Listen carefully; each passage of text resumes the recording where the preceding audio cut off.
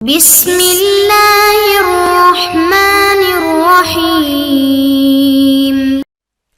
نحمدہ ونصلی علی رسولہ الکریم والحمد للہ رب العالمین۔ آج ہم ریاض الصالحین کے باب نمبر 46 کو پڑھنے جا رہے ہیں۔ یہ باب ہے باب فضل الحب فی اللہ تعالی والحث علیہ واعلام الرجل من یحبہ انہ یحبہ وماذا یقول لہ اذا علم، یعنی اللہ تعالیٰ کے لیے محبت کی فضیلت اور اس کی ترغیب دینے کے بیان، نیز یہ کہ آدمی جس سے محبت رکھے اسے بتلا دے کہ وہ اس سے محبت رکھتا ہے، اور آگاہ ہونے والے کے جوابی کلمات کا بیان۔ امام نووی رحمہ اللہ اس باب میں وہ قرآن پاک کی آیات اور احادیث ذکر کریں گے جس میں اللہ تعالیٰ کی محبت کی فضیلت کو بیان کیا جائے گا کہ اللہ تعالیٰ کی محبت کی جو فضیلت ہے وہ کس قدر ہے، کس قدر عظیم الشان کی محبت ہے، اللہ پاک کو یہ کتنی مقبول ہے کہ اس کے ذریعے سے کتنے درجات بلند ہوتے ہیں۔ تو سب سے پہلے قرآن پاک کی آیت پڑھتے ہیں۔ قال اللہ تعالی محمد رسول اللہ والذین معہ اشداء علی الکفار رحماء بینہم الی آخر سورہ۔ اللہ تعالیٰ کا ارشاد ہے، محمد صلی اللہ علیہ وسلم خدا کے پیغمبر ہیں، اور جو لوگ ان کے ساتھ ہیں وہ کافروں کے حق میں تو سخت ہیں اور آپس میں رحم دل ہیں۔ تو یہاں پر آپ صلی اللہ علیہ وسلم کا نام مذکور ہوا، محمد۔ تو پورے قرآن پاک میں صرف 4 ہی ایسے مقامات ہیں جس پر آپ صلی اللہ علیہ وسلم کا نام ذکر ہوا، ان میں سے ایک یہ مقام ہے، ورنہ زیادہ تر آپ صلی اللہ علیہ وسلم کے اوصاف مذکور ہوتے ہیں، یعنی قرآن پاک میں آپ کے اوصاف کا ذکر کیا جاتا ہے بخلاف دوسرے انبیاء کے کہ ان کا نام لیا جاتا ہے، جیسے یا موسیٰ یا عیسیٰ وغیرہ، اور جب آپ کا ذکر ہو تو یا ایھا المزمل یا ایھا النبی وغیرہ۔ تو اس سے معلوم ہوا، تو اس سے آپ صلی اللہ علیہ وسلم کی عظمت کی طرف یہ دلالت ہے، اور اس میں بھی آپس کی محبت کا بیان ہے کہ مسلمانوں کا یہ شیوا ہے کہ ان کی آپس میں محبت ہوتی ہے۔ وقال تعالی، اور اللہ تعالیٰ نے فرمایا، والذین تبوأوا الدار والایمان من قبلہم یحبونہم من ہاجر الیہم، یعنی اللہ تعالیٰ کا ارشاد ہے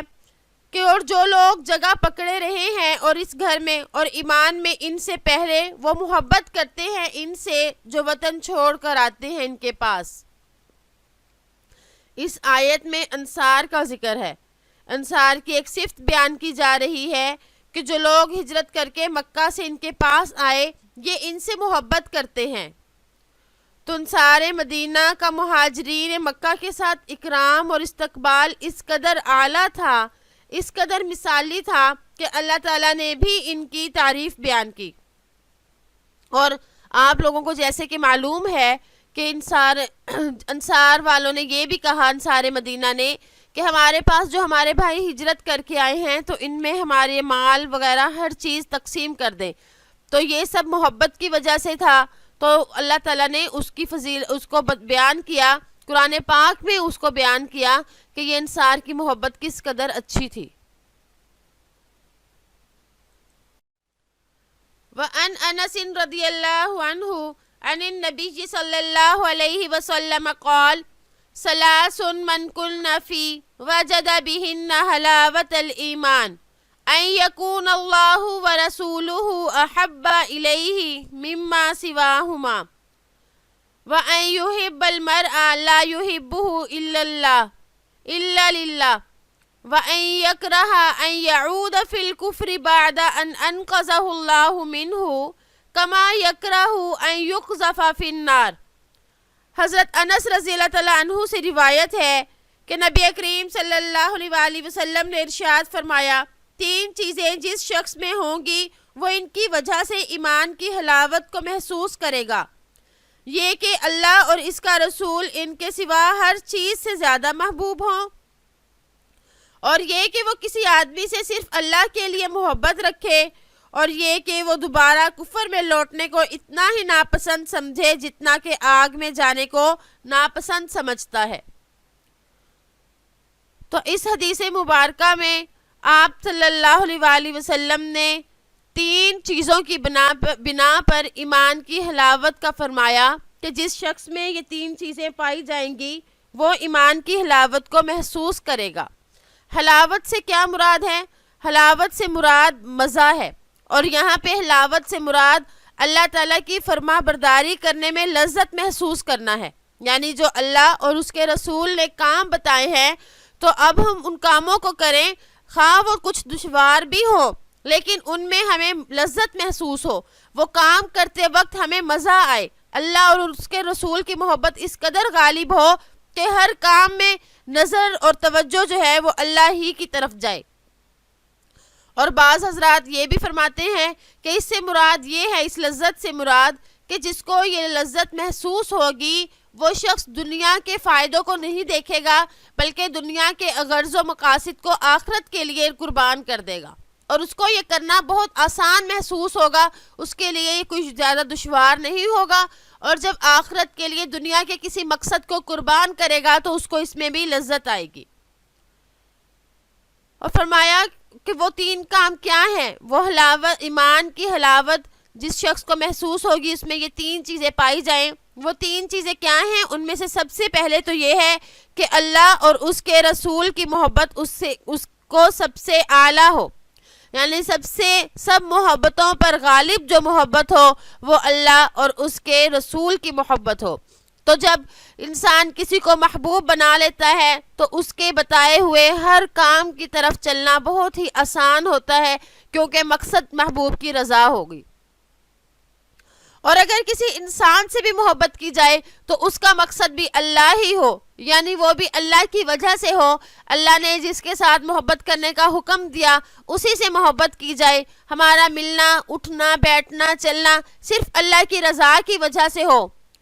اور یہ کہ اس کو اپنے ایمان میں اس قدر پختہ ہو جائے کہ اگر کوئی کہے کہ ایمان سے تم لوٹ آؤ تو اس کو یہ اتنا مشکل لگے جیسے کہ آگ میں کودنا، بلکہ آگ میں کودنا بھی اس کے لیے آسان ہو، آگ میں کودنا بھی اس کو اچھا لگے بجائے اس کے کہ وہ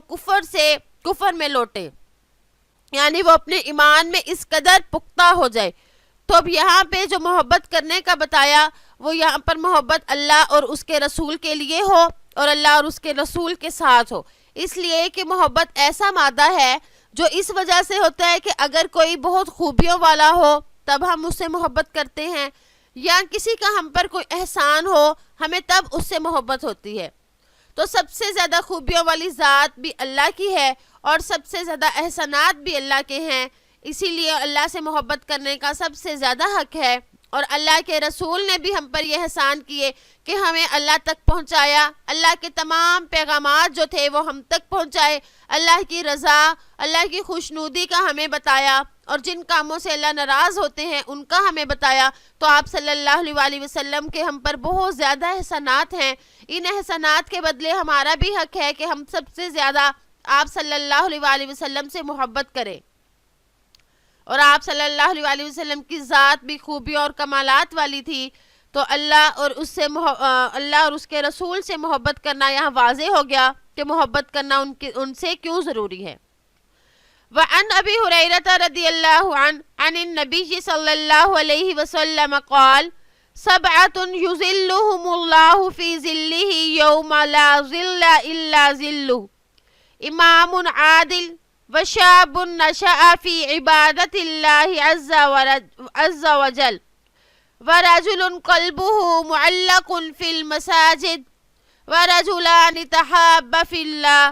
اجتمعا علیہ وتفرق علیہ، ورجل دعته امرأة ذات منصب وجمال فقال انی اخاف اللہ، ورجل تصدق۔ حضرت ابو ہریرہ رضی اللہ عنہ سے روایت ہے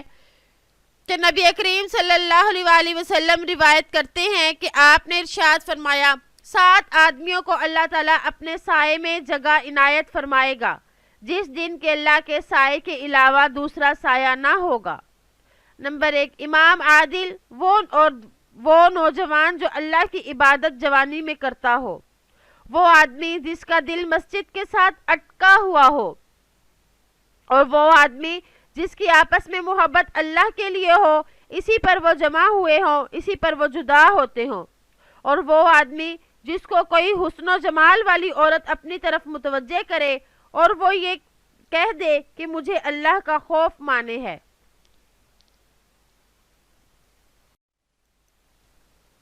وَرَجُلٌ تَصَدَّقَ بِصَدْقَةٍ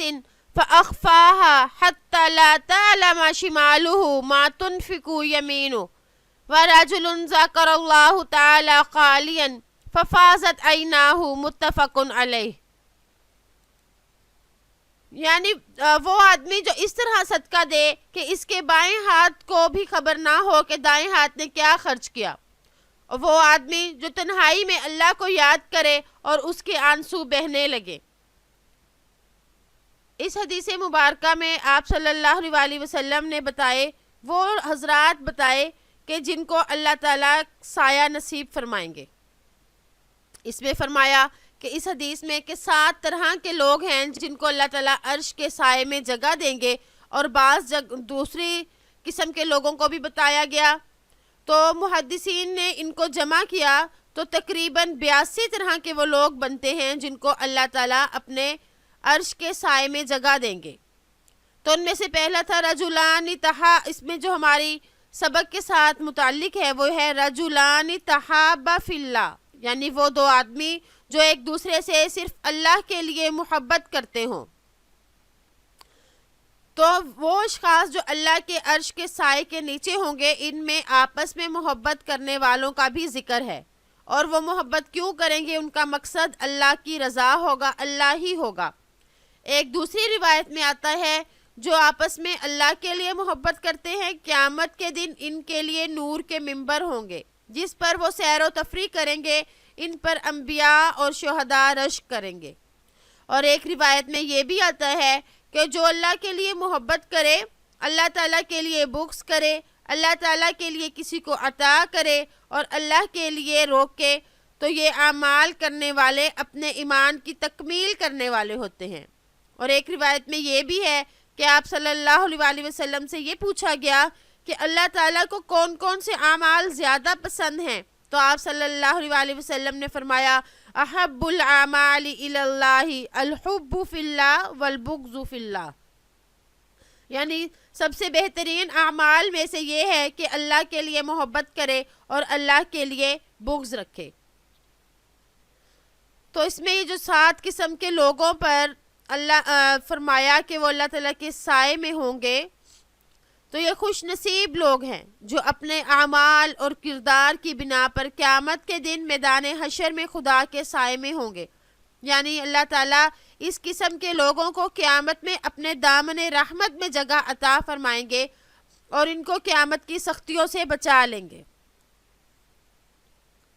وعنہ رضی اللہ عنہ قال قال رسول اللہ صلی اللہ علیہ وسلم ان اللہ تعالی یقول یوم القیامہ این المتحابون بجلالی اليوم اذلهم فی ذلی یوم لا ذل الا ذلی۔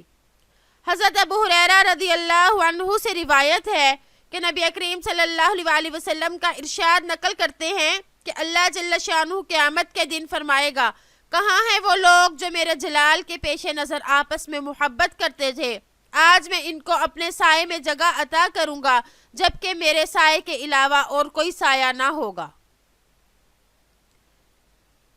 اس حدیث میں اللہ تعالیٰ نے فرمایا اذلہم فی ذلی، اذلہم فی ذلی، یعنی میں ان کو اپنے سائے میں جگہ دوں گا۔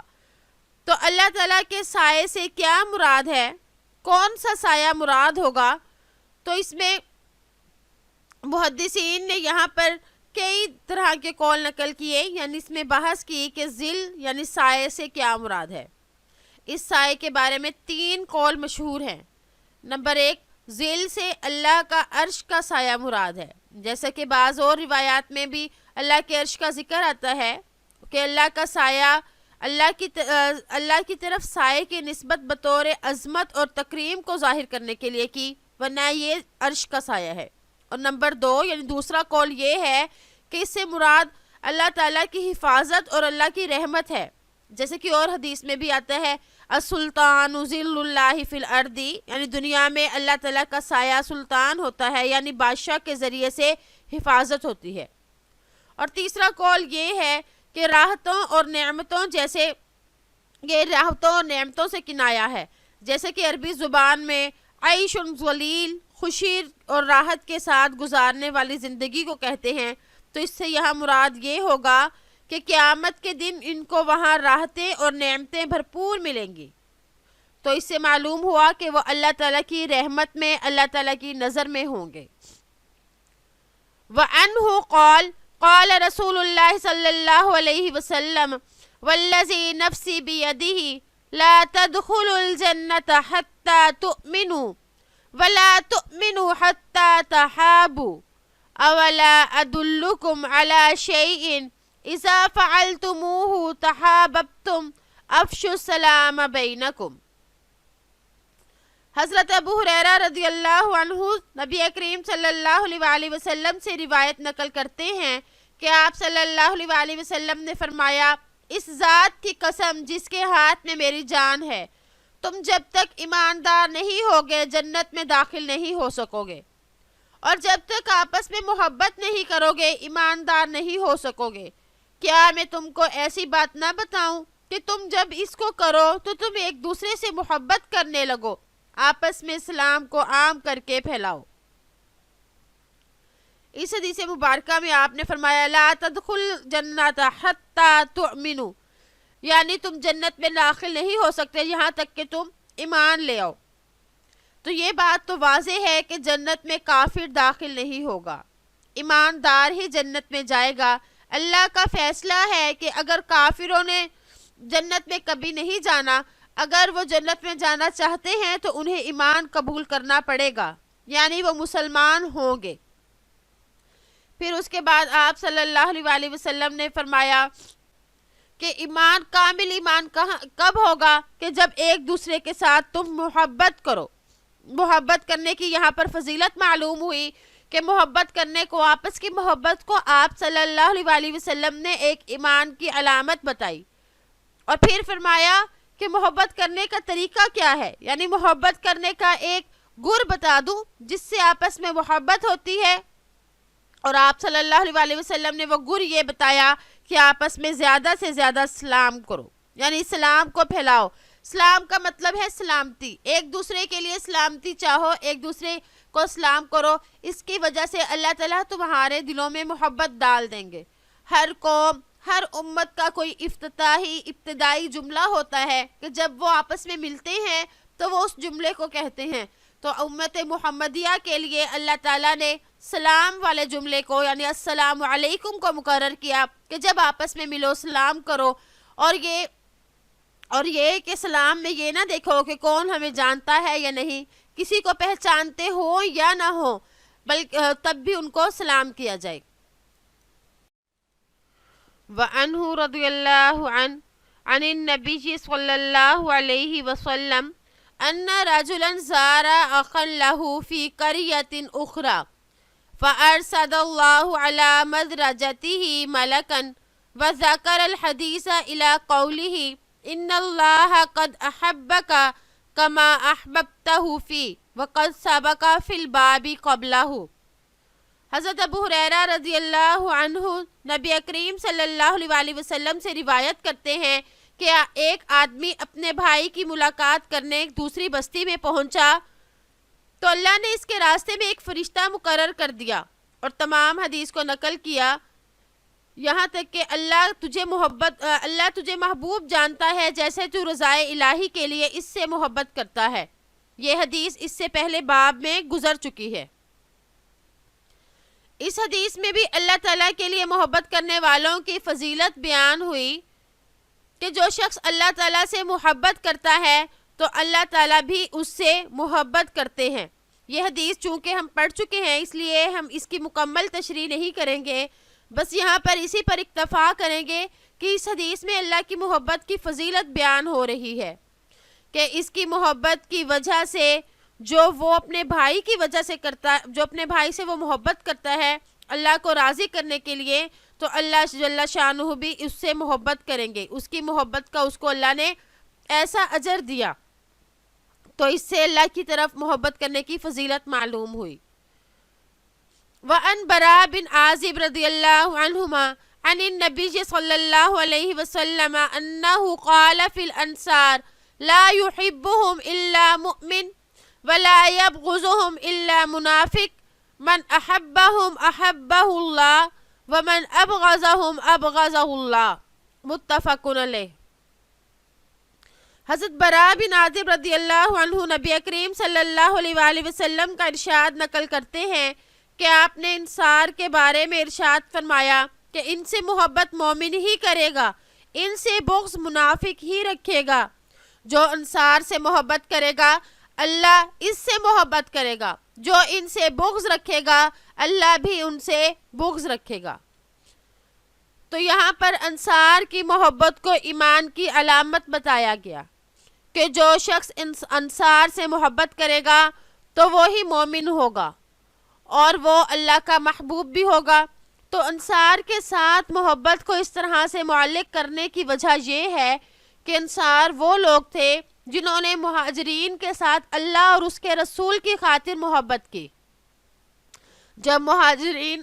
مدینہ میں آئے تو انصار مدینہ نے ان کا اس طرح سے استقبال کیا، ان کی اس طرح سے معاونت کی کہ پوری دنیا حیران ہو گئی، بلکہ پورے عرب و عجم کی دشمنی بھی مول لی۔ ان کے ساتھ تعلقات بڑھانے کی وجہ سے عرب و عجم کی دشمنی بھی ان کو مول لینا پڑی، لیکن انہوں نے اللہ اور اس کے رسول کی خاطر یہ سب کیا۔ تو اللہ نے بھی ان کی اس طرح سے قدردانی کی کہ اللہ نے ان کی محبت کو ایمان کے ساتھ معلق کر دیا کہ جو مومن ہوگا وہ انصار کے ساتھ محبت کرے گا، اور جو ان سے بغض کرے گا گویا کہ وہ مومن نہیں بلکہ منافق ہے۔ تو انصار کسے کہتے ہیں؟ تو عام طور پر مدینہ میں دو ہی بڑے گروہ تھے، دو ہی بڑے قبیلے تھے، نمبر 1 اوس، نمبر 2 خزرج۔ تو زیادہ تر انصار کا اطلاق انہی دو قبیلوں پر ہوتا ہے۔ تو اس سے معلوم ہوا کہ اللہ کے ساتھ محبت کرنے کی اس قدر فضیلت ہے کہ جو اللہ سے محبت کرتا ہے اللہ تعالیٰ اس کی محبت کو اتنا قبول کرتے ہیں کہ اس کو اپنی محبت عطا فرماتے ہیں۔ اور دیکھیں کہ انصار نے اللہ کے لیے محبت کی تو اللہ تعالیٰ نے اس کو اس طرح سے قبولیت بخشی کہ اس کو ایمان کی علامت بتا دیا۔ تو اللہ تعالیٰ سے دعا ہے کہ اللہ تعالیٰ ہمیں بھی توفیق عطا فرمائے کہ ہم اللہ کے لیے اللہ کی خاطر محبت کریں اور اللہ والوں سے محبت کریں۔ تو امید ہے کہ آج کا سبق سمجھ آ گیا ہوگا۔ السلام علیکم ورحمۃ اللہ وبرکاتہ۔